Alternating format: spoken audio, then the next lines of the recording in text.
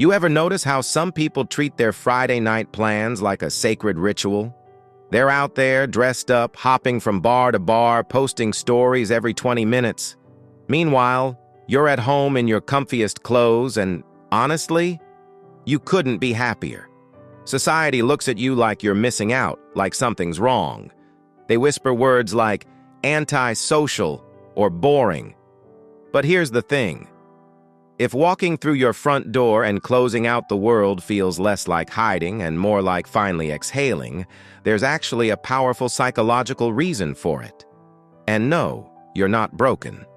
You might just be wired differently than most people realize.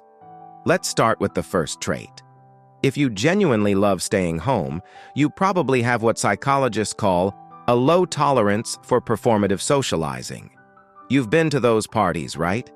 Where everyone's laughing a little too loud, telling stories they've told 100 times, and no one's actually listening because they're just waiting for their turn to talk. You stand there, drink in hand, thinking, why am I here?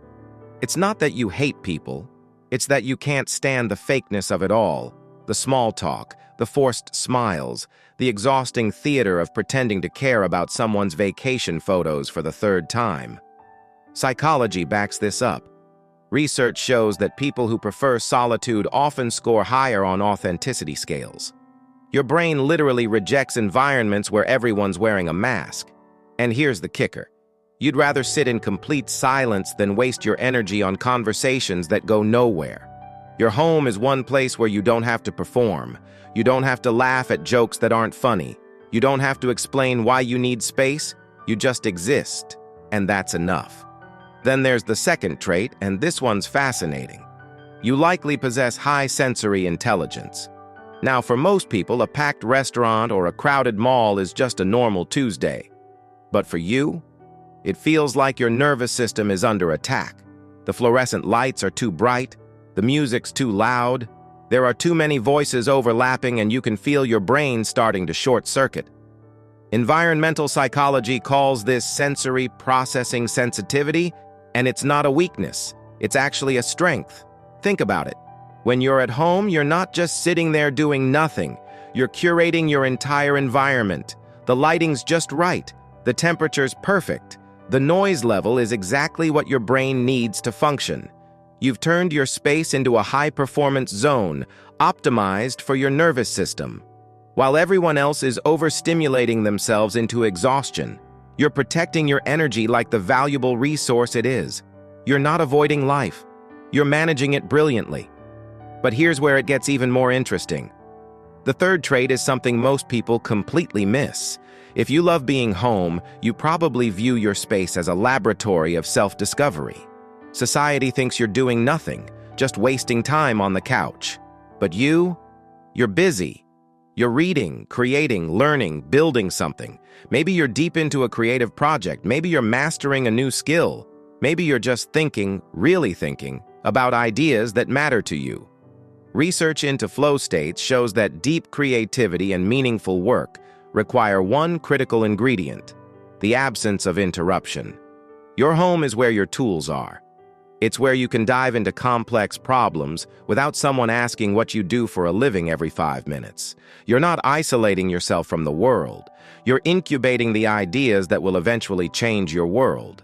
There's a reason why so many great thinkers, artists, and innovators were known for their solitary habits. Solitude isn't loneliness, it's fuel.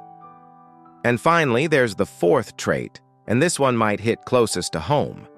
You've reached what I call a high peace threshold.